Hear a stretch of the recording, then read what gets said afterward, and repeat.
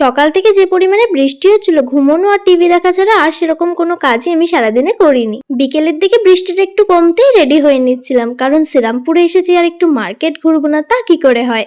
তাতাই ব্যস্ত থাকার কারণে প্রথমে আমাকে একাই বেরোতে হয়েছিল, পরে যদিও তাতাই আমার সাথে জয়েন হয়ে গিয়েছিল।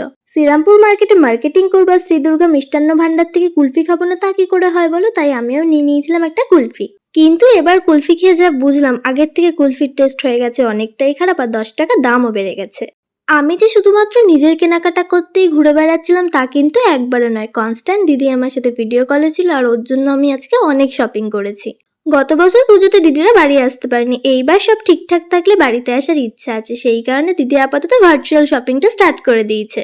গোটা মার্কেটের মধ্যে এই দোকানের 3 পিস কালেকশন আমার বেশ ভালো লাগে, সেই কারণে এখান থেকে একটা দিদির জন্য আর একটা আমার জন্য চুড়িদার আমরা পছন্দ করে নিয়ে নিয়েছিলাম।